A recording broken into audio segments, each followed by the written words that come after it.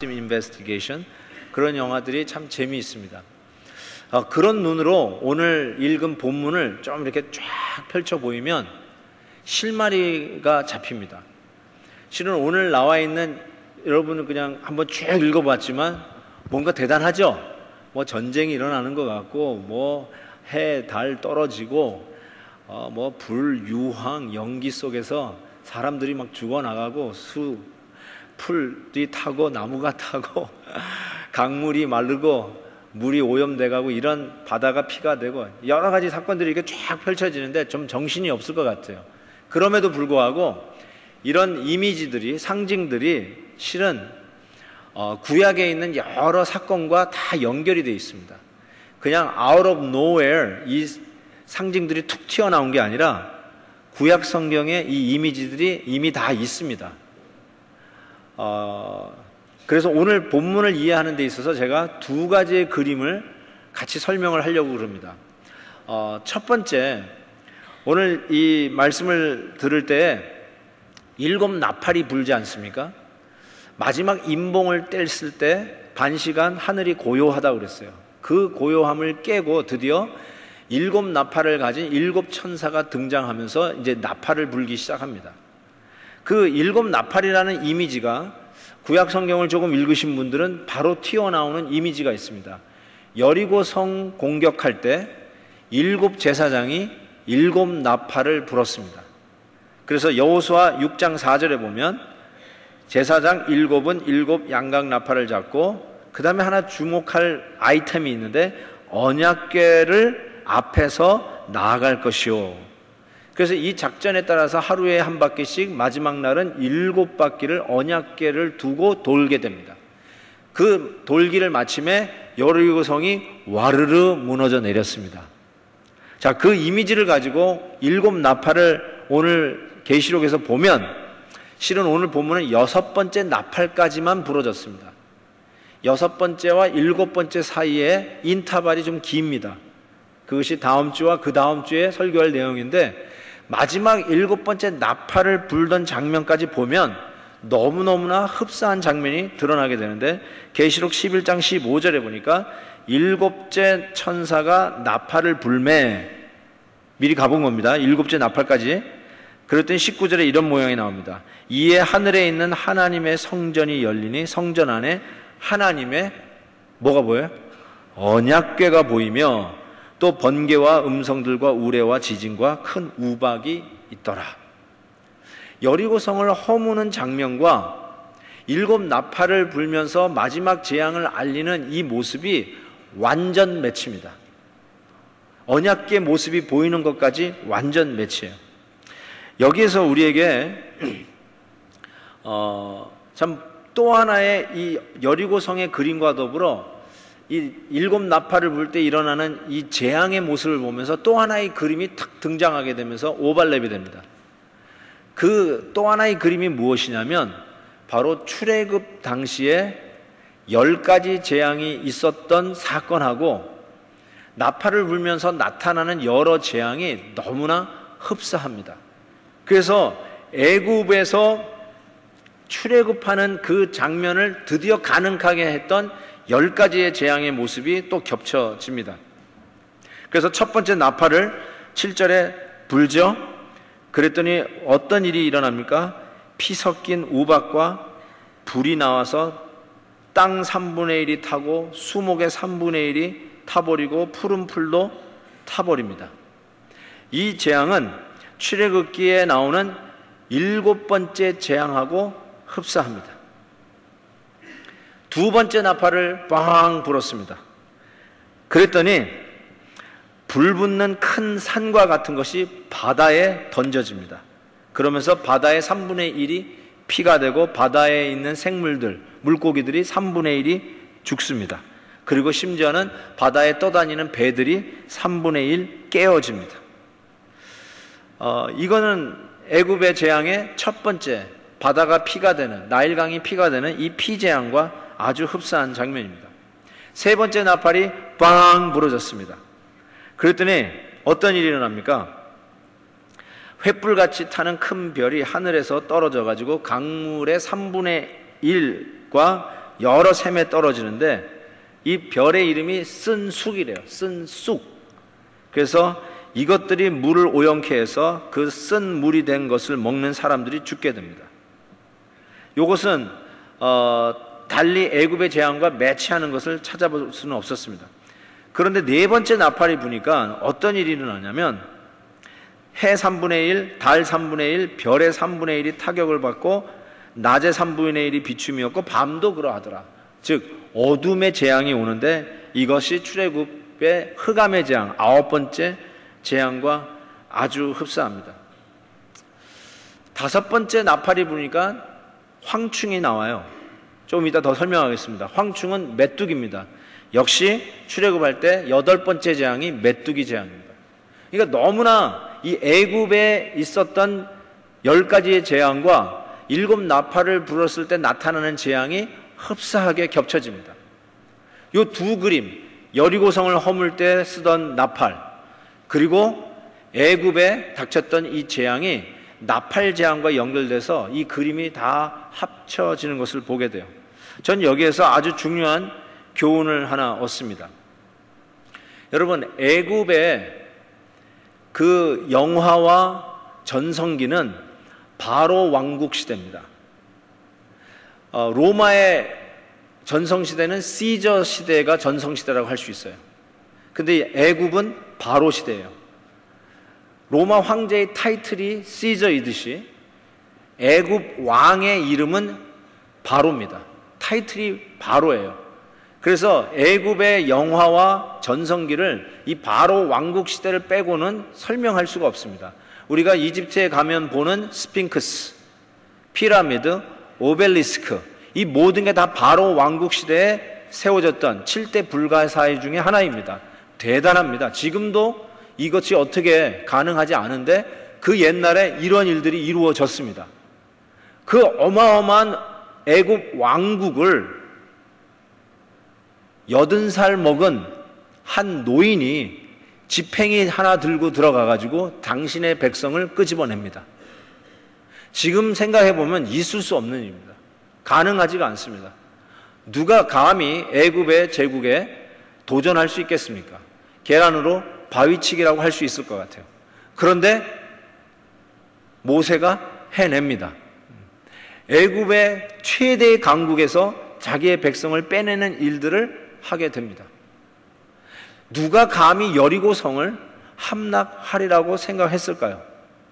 아무런 무기도 없고 인력도 풍부하지 아니하고 작전도 없는데 하나님께서 여리고성을 허무는 장면을 어떤 작전을 쓰시냐면 나팔을 부는 일들을 하고 나팔을 불 때에 와르르 인간의 최대의 난공불락의 성이 무너져 내리는 것을 보게 됩니다. 여기에서 아주 중요한 교훈이 있습니다.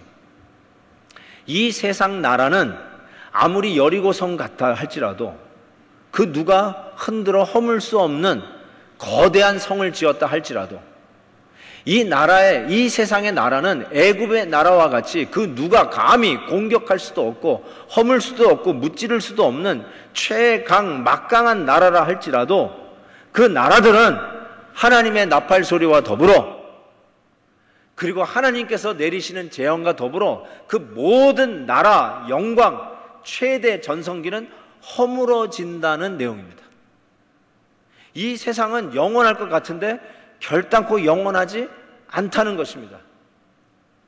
고대 로마, 고대 헬라, 고대 바벨론, 고대 아시리아, 고대 이집트 다 허물어졌어요. 결단코 멸망하지 않을 것 같은 그 나라들이 다 허물어지는 것을 보게 됩니다. 영원할 것 같은 그 나라가, 영원할 것 같은 그 성이 하나님의 권세와 하나님의 능력으로 허물어지는 것을 보게 됩니다.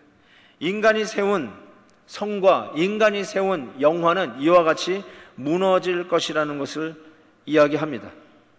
여러분, 오늘 이 본문 말씀에서 이 허물어져가는 이 재앙 만나는 이 세상을 보면서 그것에 우리의 꿈과 우리의 소망을 두지 말라고 가르쳐 줍니다.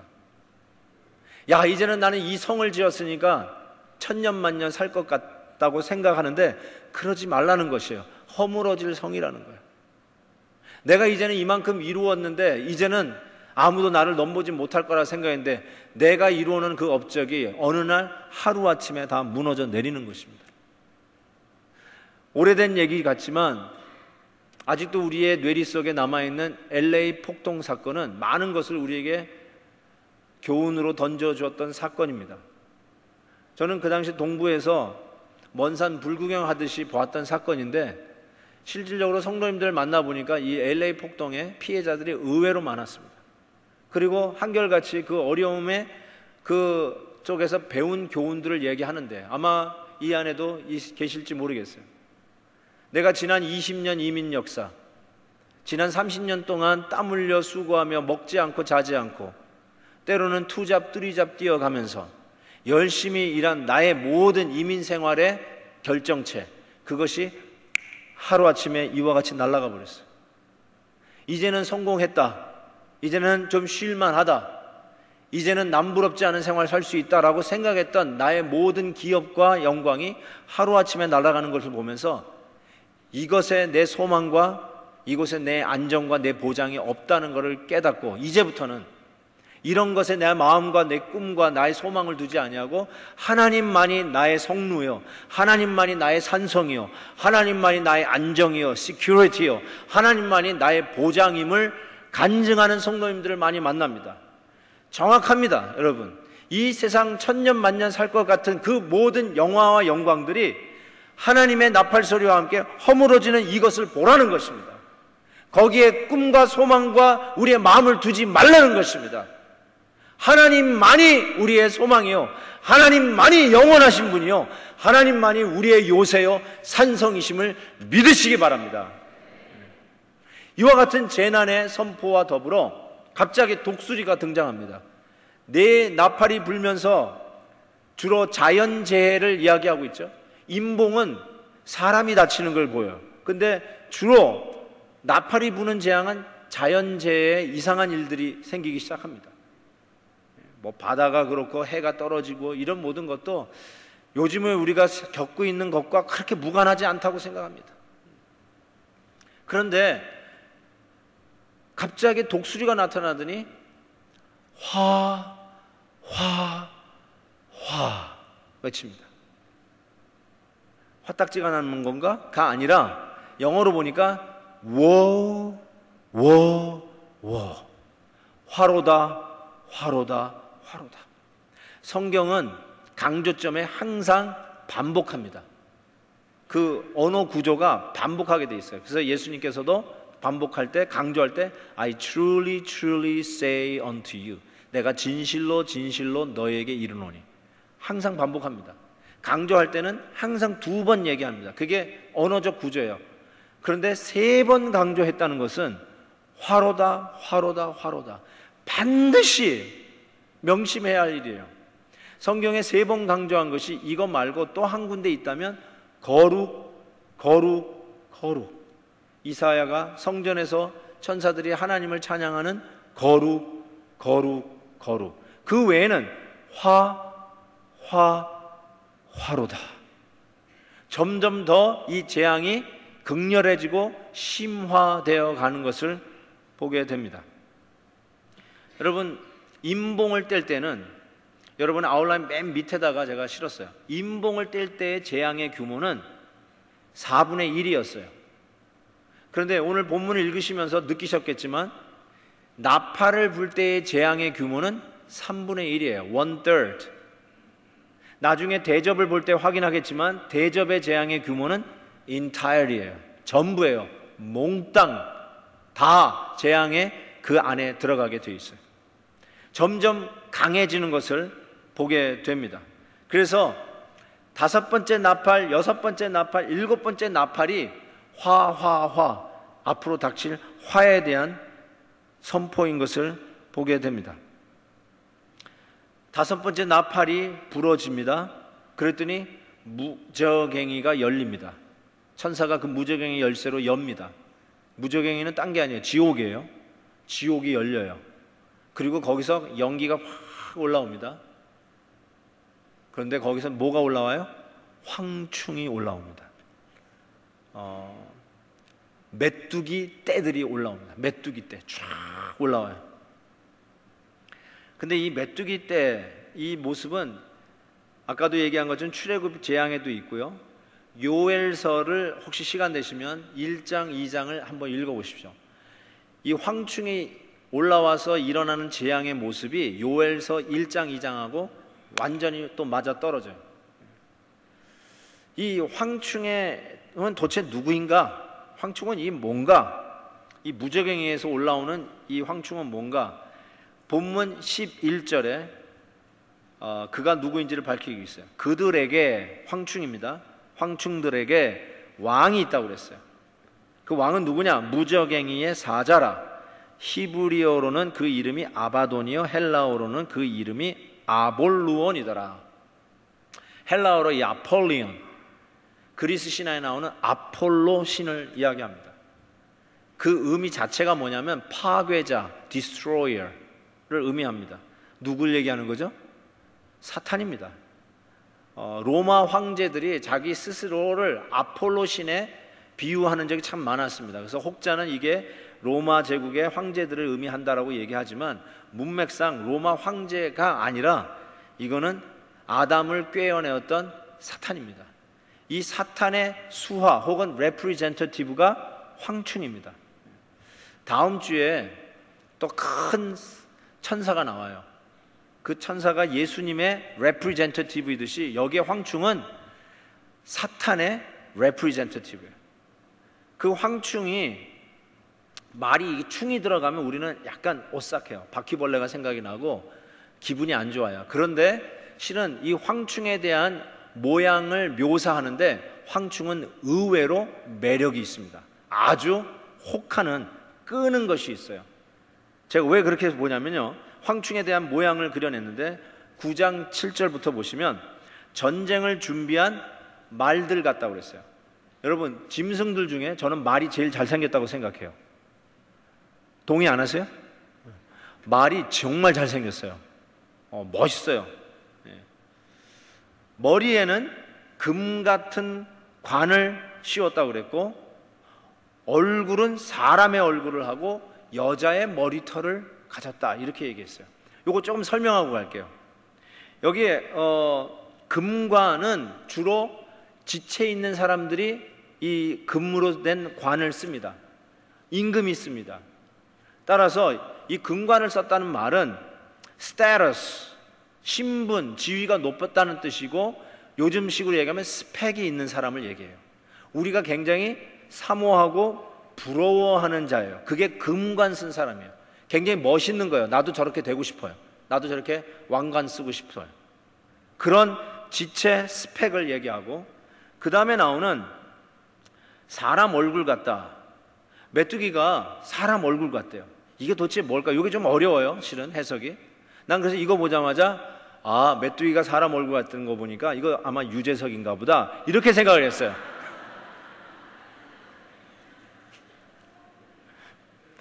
못 알아듣는 분은요, 좀 회개하시고 좀 확인 좀 하시죠. 무슨 소린가? 여러분 보세요. 그런데 이게 무슨 뜻이냐면요, 우리가 그 당시 1세기 때 요 계시가 받아 주어졌던 요 1세기 때 크리스찬이 어떻게 취급을 당했냐면 제3의 인종으로 취급받았어요. 사람이 아니라는 거예요. 크리스찬은 인간이 아니에요.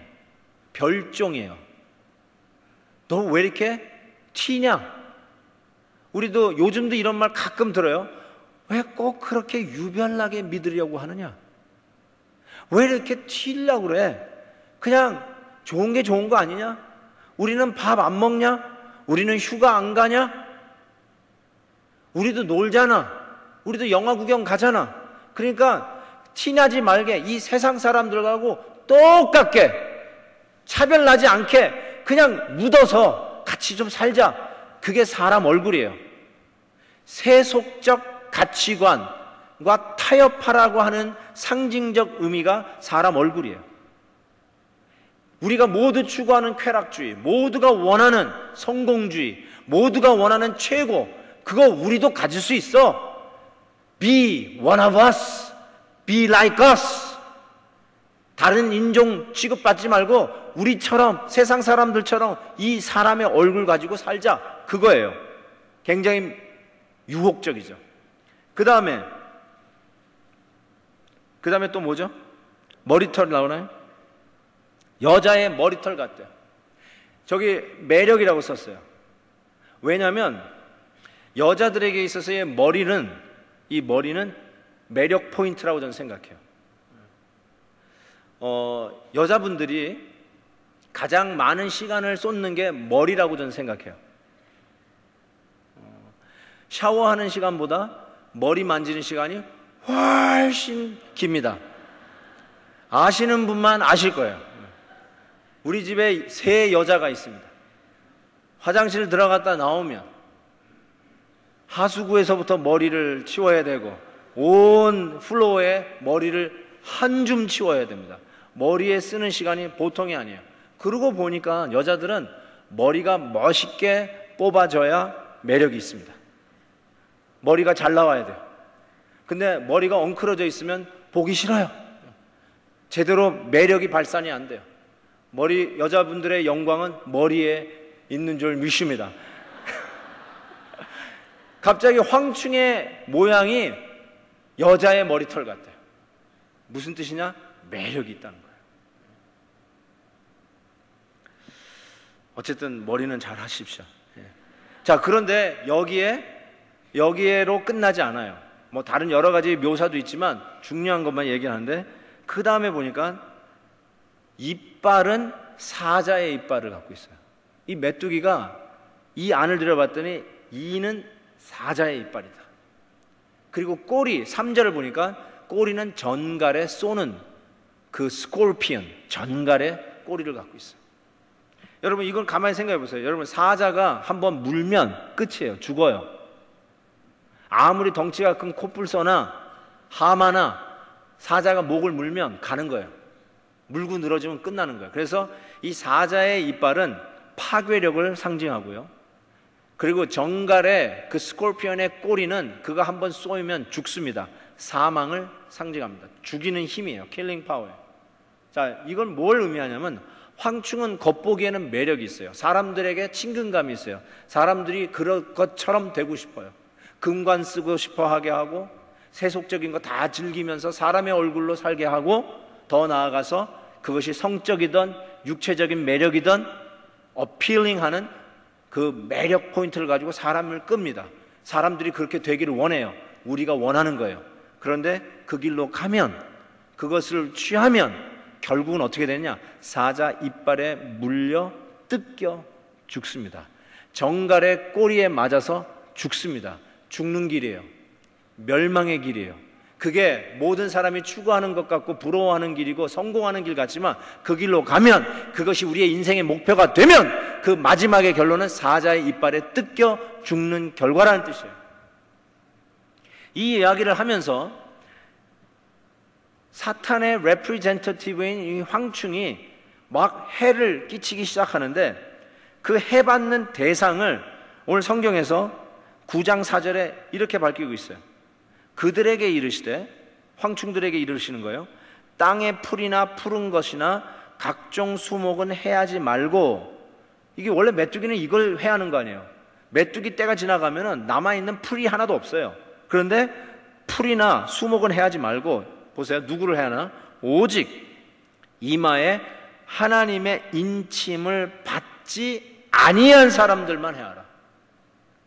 9장 4절. 인침을 받지 아니한 사람들만 해하라. 누굴 얘기하는 거예요?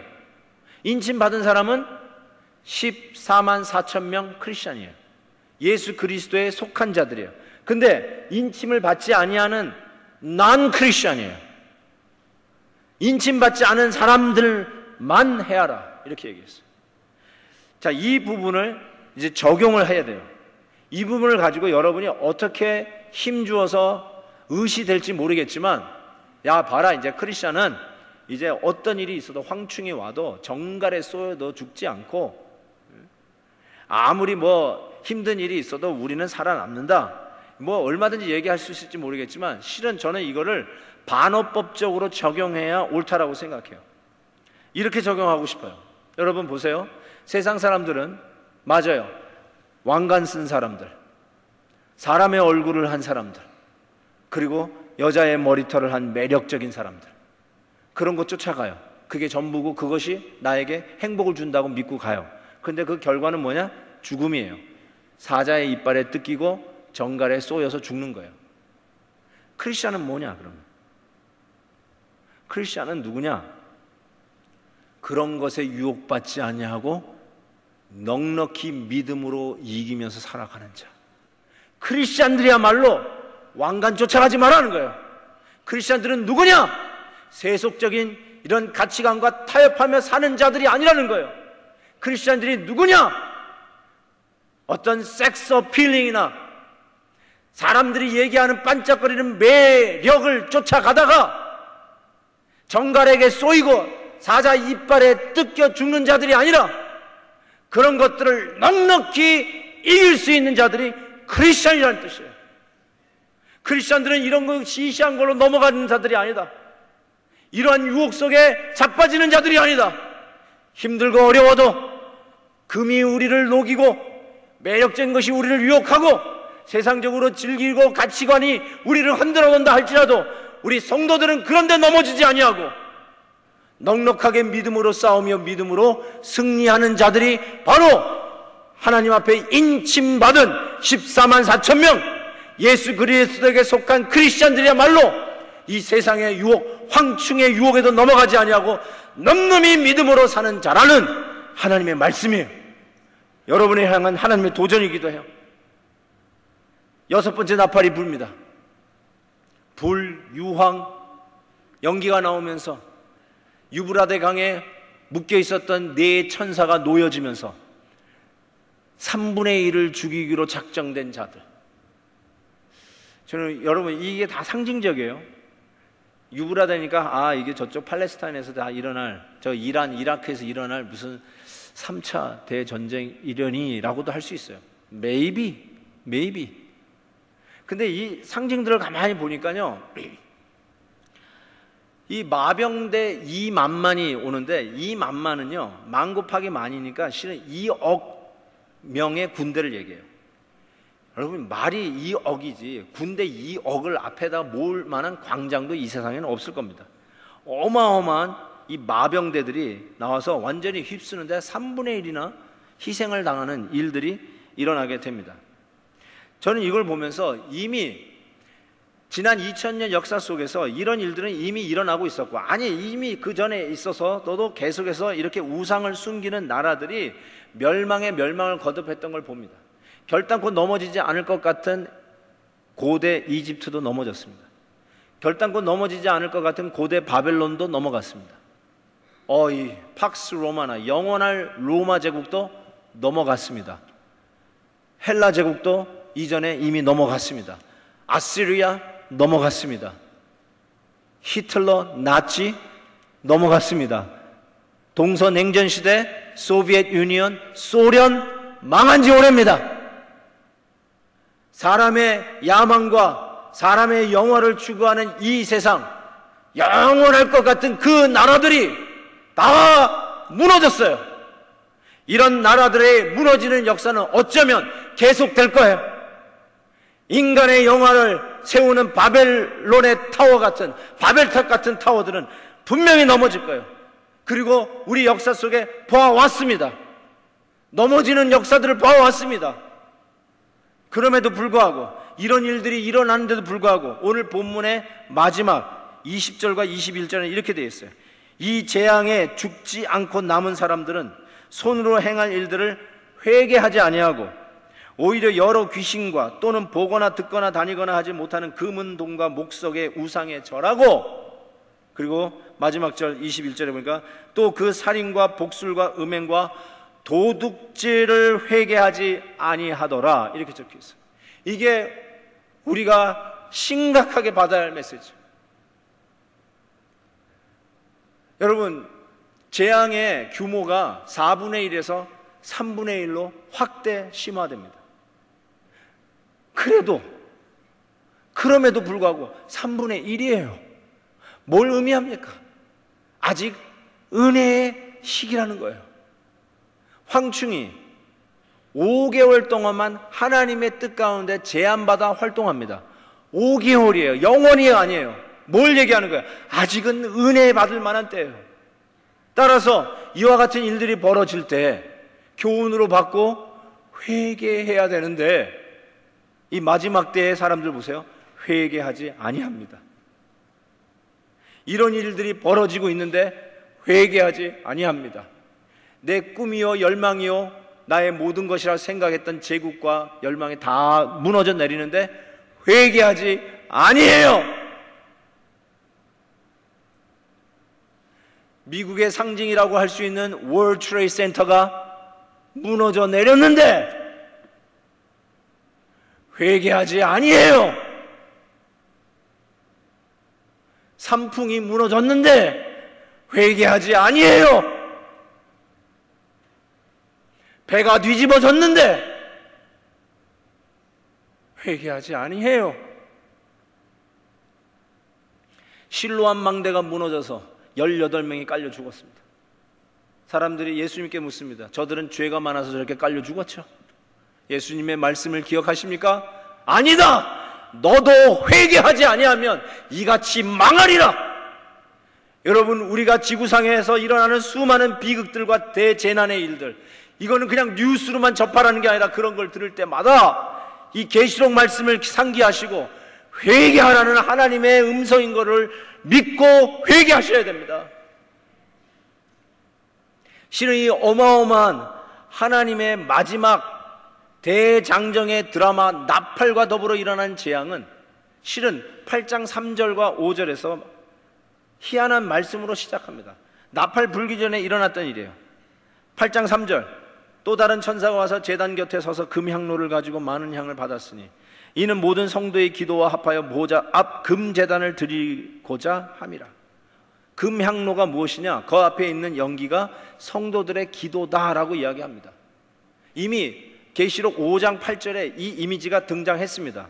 제가 오늘 말씀을 전하려고 그때 그 부분을 뛰어넘었는데, 금향로에 담긴 성도의 기도를 이야기하고 천사들이 그것을 하나님 보호자 앞에 상달합니다. 기도가 응답됐다는 뜻입니다.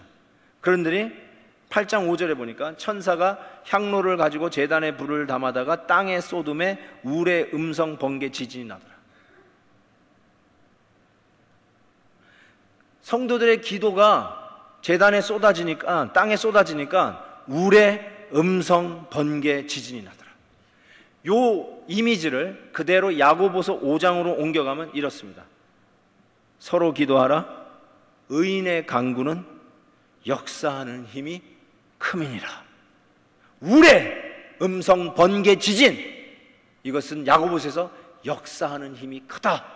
A prayer of a righteous man is powerful and effective.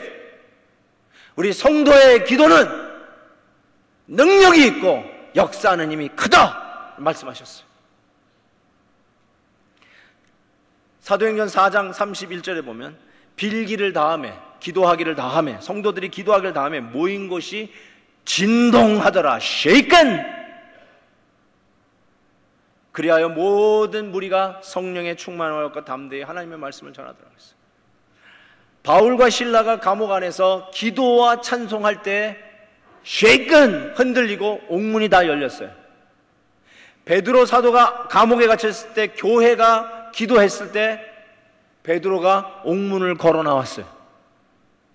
성도들의 기도는 the prayer of a righteous man, 역사하는 힘이 크다라고 했어요. It's a powerful and effective. 믿으시면 아멘. 정말 성도들의 기도가 이렇게 능력이 있다는 거예요. 지난번에 샌디에고 불이 나지 않았어요? 저는 불 난 것도 몰랐는데 갑자기 샌디에고에 사시는 황장로님이 전화를 주셨어요.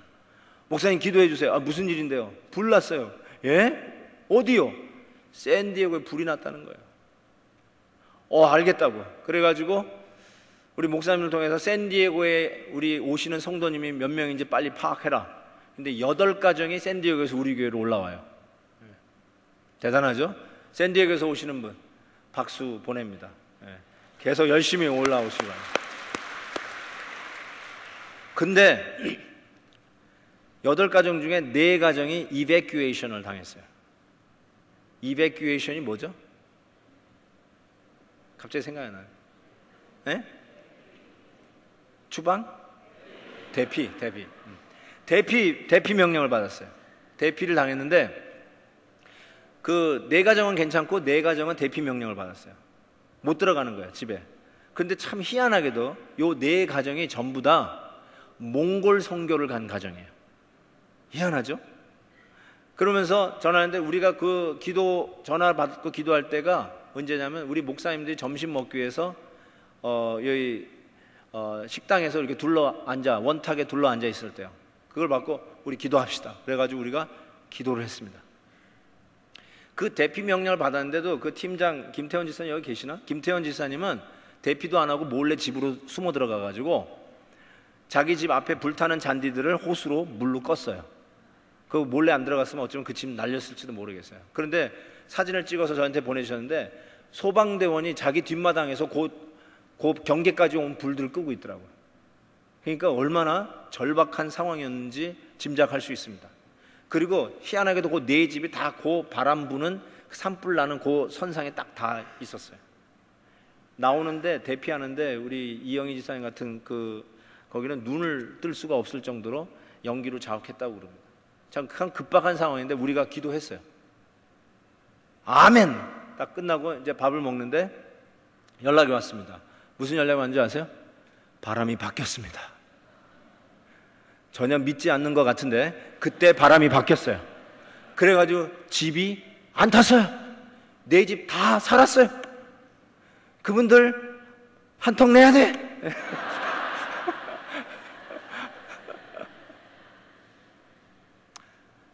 저는요 정말로 믿습니다. 의인의 기도는, 성도의 기도는 역사하는 힘이 크니라. Powerful and effective. 가끔 성도님이 이런 얘기를 해요. 목사님, 기도하는 것밖에는 없어요. 기도하는 것밖에는 없어요. 여러분, 그게 복이에요. 기도할 것밖에는 다른 게 없는, 다른 옵션이 없는 것, 그게 복이에요.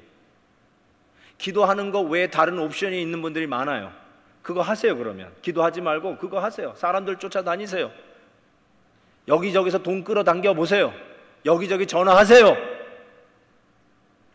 하다 더 이상 안 되면 기도밖에 더 이상 할 게 없어요. 그때와 기도 한번 하세요. 그러면. 근데 실은 그게 복이에요. 기도하는 것밖에는 다른 할 일이 없어요. 그게 복이고 그게 하나님의 능력이에요. 하나님이 하시는 일은 기도하는 무릎에서 시작돼요. 여러분, 계시록 오늘 읽으셨잖아요. 성도들의 기도가 쏟아지는 것부터 시작해서 나팔이 불며 하나님의 뜻과 하나님의 역사가 진전되는 것을 볼 수 있어요. 하나님의 역사, 섭리는 성도들의 기도를 통해서 이루어진다는 사실이에요. 성도들의 기도는 이와 같이 힘이 있습니다. 마지막 때 황충의 매력으로 우리를 유혹하는 이 시대에 왕관을 쓰고 사람 같은 얼굴로 매력적인 머리털로 강력한 힘으로 우리를 유혹하는 이 시대에 우리는 연약하고 기도하는 것 외에는 다른 할 일이 없는 연약한 존재지만 그래도 이 시대에 하나님이 우리 성도들에게 맡겨주신 것은 연약한 무릎을 꿇고 거대한 하나님의 능력을 오늘 이 순간에 끌어당기는 바로 그 기도를 통해서 역사하신다는 것입니다. 믿으십시오. 여러분, 회개하십시오. 무릎을 꿇으십시오. 이 세상을 이길 힘은, 이 환난을 이길 힘은 성도들의 기도의 무릎에 있습니다.